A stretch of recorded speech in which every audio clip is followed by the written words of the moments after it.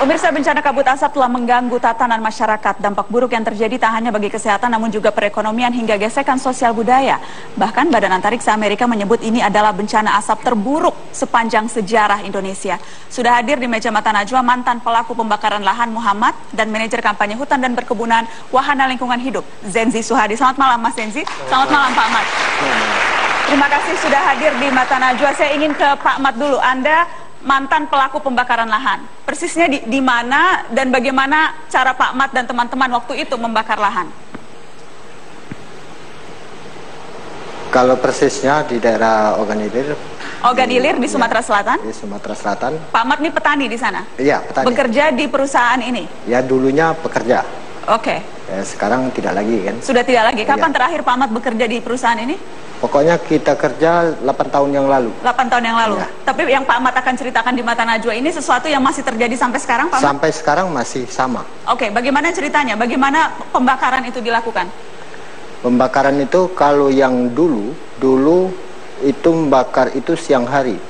Nah, siang hari itu ada dikawal oleh sejenis pemadam kebakaran. Supaya nggak ada merambat ke tempat-tempat yang lain gitu kan. Jadi bisa sedikit-sedikit. Tapi kalau sekarang enggak, semenjak diadakan ada peraturan siapa yang bakar didenda 5 juta sampai 15 juta kan. Ya kalau kita petani nggak berani bakar itu. Pak Ahmad waktu itu yang memerintahkan untuk membakar siapa? Ya atasan kita, Sindar. Pengawas perkebunan? Iya.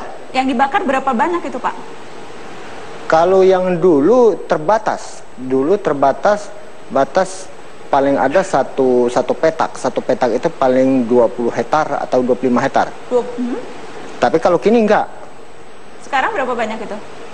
Kalau dia bakar, sebab kini bakarnya itu malam hari, setelah bakar itu kan ditinggal.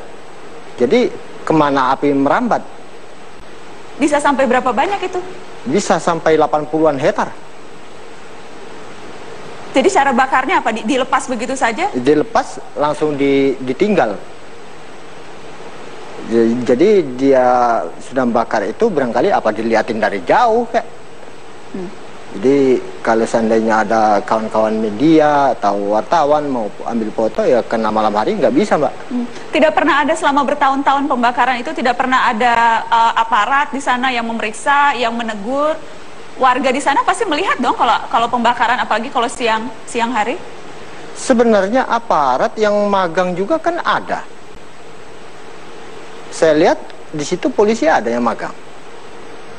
Sudah itu armet juga yang magang di situ ada. Ada tentara juga? Iya. Dan mereka melakukan apa? Ya sekedar ngawasi gitu Mbak. Mengawasi pembakaran? Iya. Jadi ada di sana pada saat dibakar? Ada. Tapi mereka kan diam saja kan karena mereka dibayar gitu kan. Dan ini perintahnya spesifik dari manajemen perusahaan menyuruh? Iya. Menyuruh membakar. Ya, jadi mereka tuh cuman ngelihat dari jauh. Sudah berapa tahun ini jadi praktek ini yang sepengetahuan Pak Ahmad? Dari tahun 80. Dari tahun 80? Iya. Dan Pak Ahmad tahu sampai sekarang pun itu masih dilakukan? Masih sama. Masih sama? Iya. Walaupun orang sudah bahkan yang kini modelnya kan kena ada undang-undang itu tadi Mbak. Maka dia bakar itu tadi malam hari. Supaya jangan kena undang-undang itu. Menghindar dari aturan? Iya. Jadi sepanjang Pak Ahmad tahu belum ada satupun yang terkena proses hukum? Belum ada Mbak. Dari petaninya, dari mandornya, dari sindernya belum ada satupun yang pernah kena? Ini tadi ada yang pernah kedapatan bakar itu oleh Polda Sumsel. Itu nggak lama juga Mbak. Nggak lama maksudnya? Cuman berapa hari ada di Polda itu. Kemudian kasusnya hilang? Hilang. Itu siapa waktu itu? Level apa? Level pelaku atau level manajemen? Nah itu yang manajemen, yang merintah. Yang merintah kan Sindar. Nah yang diperintah itu mandor besarnya. Dua-duanya itu dibawa ke Polda. Tapi cuma beberapa hari di sana? Cuma beberapa hari doang. Kasusnya kemudian tidak ada kelanjutannya? Nggak ada kelanjutannya. Masyarakat pernah lapor, Pak Ahmad dan petani-petani yang lain pernah lapor resmi, pernah komplain ini kebakaran terang-terangan dilakukan? Pernah juga dilaporkan Mbak, cuman nggak ada juga tanggapan. Mungkin karena kita selaku petani barangkali, apa ditanggapi orang kalau petani? Yang ditanggapi orang kan pejabat, Mbak. Kalau kita enggak. Jadi tidak pernah ditanggapi? Enggak pernah ditanggapi. Itu tadi kan Pak Ahmad cerita waktu Pak Ahmad bekerja di sana, kemudian disuruh melakukan. Nah, petani-petani sendiri juga kan terkadang membakar lahan kan Pak Ahmad? Iya, membakar juga. Tapi kalau petani, Mbak ya, kita bakar kan itu enggak seluas lahan perusahaan. Memang ada membakar, cuman enggak seluas lahan perusahaan. Lahan perusahaan kan sangat luas.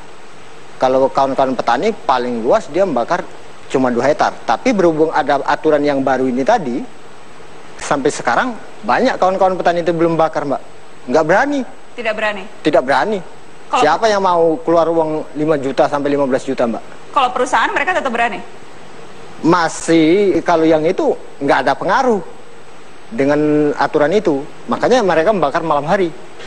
Membakar malam hari. Iya. Baik, Mas Zenzi, ini sebagian besar kalau kita petakan, sebagian besar pelaku pembakaran itu apakah petani seperti tadi cerita model Pak Ahmad, atau perusahaan-perusahaan yang memang membayar untuk melakukan pembakaran, pembukaan lahan atau untuk panen misalnya? Kalau kita melihat proses pembakaran itu salah satu bagian dari upaya kolaboratif merusak satu bentang alam, dalam hal ini hutan ataupun gambut. Nah, kalaupun masyarakat melakukan pembakaran, itu masyarakat ini hanya operator. Operator? Seperti Pak Ahmad dan kawan-kawan ketika itu dulu operator? Operator pelaku. Yang melakukan perintah perusahaan? Yang melakukan perintah. Nah, selama ini kan siapa yang merencanakan, terus satu tingkat di atasnya, siapa yang menikmati keuntungan dari proses pembakaran itu belum tersentuh. Kayak di Riau, Jambi, sama Sumatera Selatan, itu ada satu orang menguasai hampir 1,9 juta hektar hutan. Yang kita catat dari tahun 2010 hingga 2015, itu dalam konsesinya ini terus mengalami kebakaran. Malah di tahun 2015, 52% titik api di Sumatera Selatan itu berasal dari konsesi milik orang ini. Itu perorangan jadi? Perorangan yang memiliki, yang satu perusahaan perorangan? 52%? Satu grup besar, tetapi simbol dari grup ini ada satu orang pemiliknya. Kayak begitu. Dan Walhi punya data-data siapa-siapa saja pelaku pembakaran ini? Grup yang terlibat kita punya. Grup yang terlibat kita punya, dan kita sudah mengidentifikasi, kita mengelompokkan 2 modus dalam proses pembakaran ini yang dilakukan dalam bentuk skenario. Skenario pertama, legal dulu baru dibakar, atau skenario kedua, bakar dulu supaya legal. Dan ini berjalan serentak dan masif di seluruh provinsi yang mengalami kebakaran, termasuk provinsi-provinsi sekarang yang terancam. Kita prediksi, bisa kita buktikan nanti, di 3 tahun, 4 tahun ke depan, asap akan banyak, titik api akan banyak itu di Papua. Di Papua? Di Papua. Dari mana prediksi itu? Karena skenario ini tadi sudah mulai dijalankan di sana. Legal dulu baru dibakar? Legal dulu baru dibakar, atau bakar dulu baru dijadikan legal. Apa itu maksudnya? Legal dulu baru dibakar jadi? Jadi di Kementerian Kehutanan dulu ya, sekarang Kementerian Kehutanan dan Lingkungan Hidup, ada 2 skema untuk pelepasan kawasan hutan. Skema pertama, pelepasan kawasan hutan secara langsung atas usulan perusahaan. Skema kedua, pelepasan kawasan hutan atas usulan kepala daerah. Nah, yang kita temukan, perusahaan atau pengusaha ini mendorong masyarakat eksodus ke suatu tempat, bakar dulu kawasannya, baru diajukan pelepasan kawasan hutan.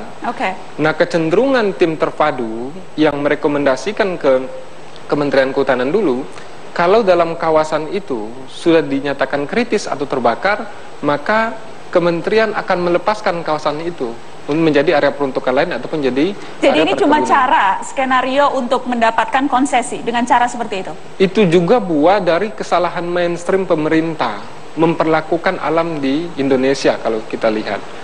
Karena dalam kebijakan kita, kalau hutan itu kritis, maka dia dipaksa untuk produksi.